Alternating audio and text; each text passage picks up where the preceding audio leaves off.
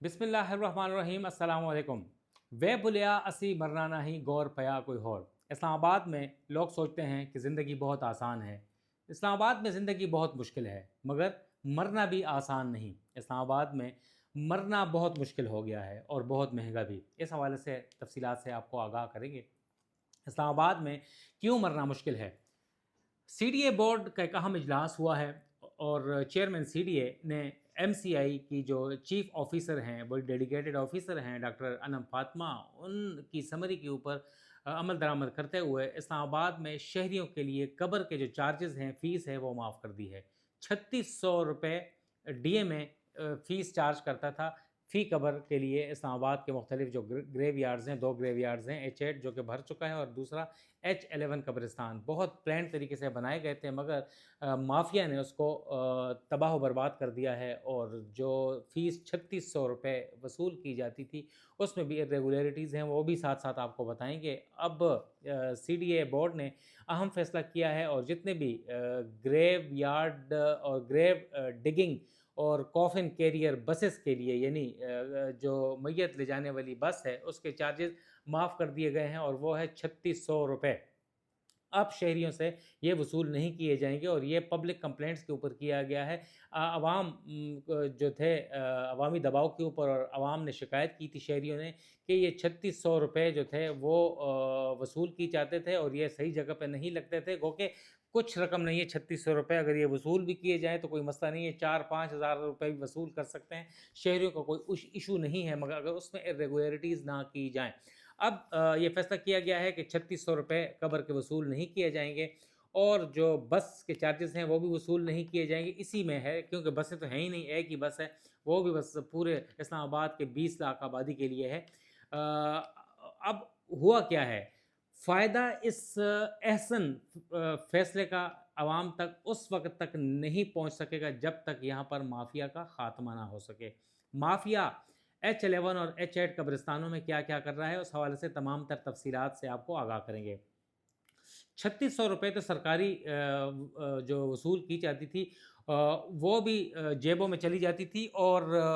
CDA के एक audit पैरे के मुताबिक और ऑडिट रिपोर्ट के मुताबिक यहाँ पर मिलियंस ऑफ रुपीज़ जो हैं वो जेबों में अफसरान और अहलकार जो वो डाल देते थे और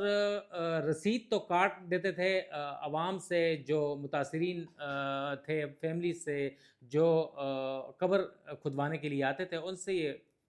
पैसे वसूल करते थे और रसीद कटने के बावजूद वो कौमी ख़जाने में या सीडीए के ट्रेजर में जमा नहीं होता था और जेबों में चले जाते थे। और इस हवाले से ऑडिट रिपोर्ट आ चुकी है और कुछ एहलकारों को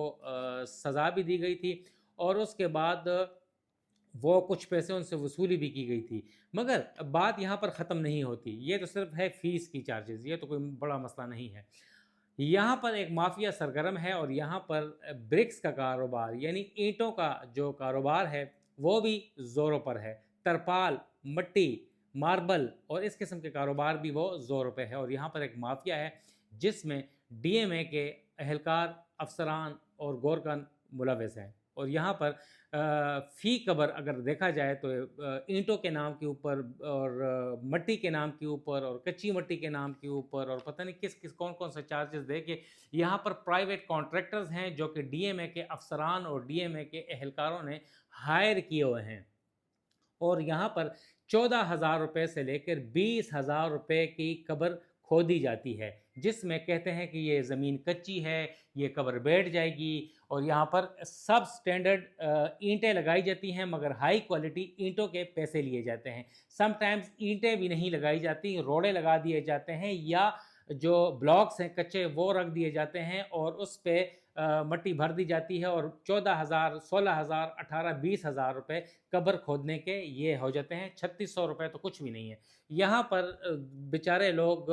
परेशान हाल आते हैं और उनसे ये गोरकन साहिबान और डीएमए के अफसरान और जो कॉन्ट्रैक्टर्स हैं वो उनसे पैसे वसूल करते हैं, उनकी जेबों से निकाल लिए जाते हैं और बेचारे परेशान होते हैं। और वहाँ पर صورتحال یہ ہے کہ اگر آپ نے قبر کروانی ہے، اگر ماربل پھر لگوانا ہے تو پھر تو الامان الحفیظ، اور آپ کی جو قبر ہے 2 لاکھ روپے سے لے کے تو 8-10 لاکھ روپے تک، 12 لاکھ روپے تک یہ جاتی ہے، اور قیمتی انہیں پیسے والے لوگوں سے پیسے وصول کیے جاتے ہیں، مہنگی ماربل لگائی جاتی ہے، اور پھر یہاں پر باقی جو بھتہ وتہ جو لیا جاتا ہے وہ الگ ہے، وہ دوسرے ولاگ میں آپ کو بتائیں گے۔ اس کے علاوہ اگر ہم نے دیکھا تو وہاں پر ترپال کا ٹھیکہ وہ ایک ڈی ایم اے کے افسر کے پاس ہے، اس کا الگ ہے۔ فی قبر جو کھودی جاتی ہے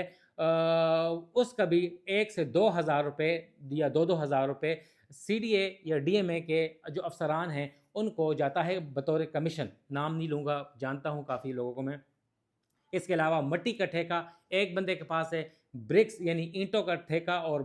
دیگر جو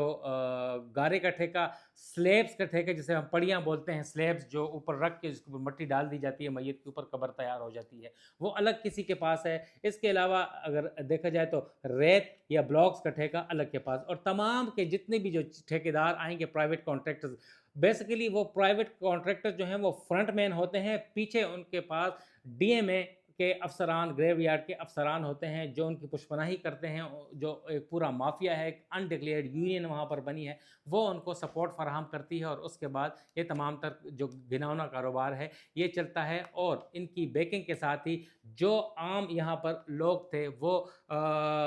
چند ہزار کے ملازم تھے جو کہ کام نہیں کرتے، اب وہ کروڑوں پتی بنے ہوئے ہیں، اور ان کے ایسٹس اگر دیکھے جائیں تو بہت زیادہ ہے، کیونکہ یہاں پر ہر چیز کے اوپر ڈی ایم اے کے اور گریو یارڈ کے جو افسران ہے، جو مافیا ہے، وہ اس کے اوپر براجمان ہے۔ اس کے علاوہ ایک بہت بڑا ایشو یہ ہے کہ یہاں پر قبر تو مل ہی جاتی ہے، کوئی ایشو نہیں ہے، مگر قبر بہت مہنگی ہے اسلام آباد کے شہریوں کے لیے۔ یہ ایک دوسری بات بتاؤں، ہم 14,000 20,000 کی قبر کو رو رہے ہیں کہ کھودنے کے چارجز ملتے ہیں۔ اگر آپ اسلام آباد کے شہری نہیں ہیں، آپ پنڈی کے رہائشی ہیں، تو پھر تو گریو یارڈ افسران کے اور ڈی ایم اے افسران کے مزے ہو گئے۔ مبینہ طور پر یہاں پہ 80,000 لاکھ 1.5 لاکھ روپے یا اس سے بھی زیادہ قبر کے چارجز وصول کیے جاتے ہیں۔ اسلام آباد کا سٹیزنز کارڈ نہ ہو، CNIC کارڈ، تو قبر نہیں ملتی، مگر آف دا ریکارڈ اگر آپ کے پاس پیسے ہیں ان سے پھر گریو یارڈ کے جو افسران ہیں یا اہلکار ہیں وہ ایفیڈیوٹ لے کے مبینہ طور کے اوپر کہ ہم یہاں کے رہائشی ہیں، کوئی ادھر ادھر اگر ان کا آڈٹ کیا جائے تو آپ کو یہاں پہ سینکڑوں کی تعداد میں، ہزاروں کی تعداد میں ایسے لوگ ملیں گے، اور جس کی جیسے اسلام آباد کا H11 قبرستان بھی بہت جلدی بھر گیا ہے۔ تو اس قسم کی چیزیں ہیں، اس کی ریگولیرٹیز کی انکوائری ہونی چاہیے۔ اگر یہ نہ ہوئی تو اسلام آباد کا یہ قبرستان بھی جلدی بھر جائے گا، کیونکہ پنڈی کے قبرستان یا تو بھر گئے ہیں یا بہت دور ہیں، تو اگر کوئی یہاں پر میت دفنانے کے لیے آتا ہے تو اس کے لیے 1 لاکھ 1,20,000 روپے کوئی بڑی رقم نہیں ہے۔ نوید صدیقی کو اجازت دیں، والسلام۔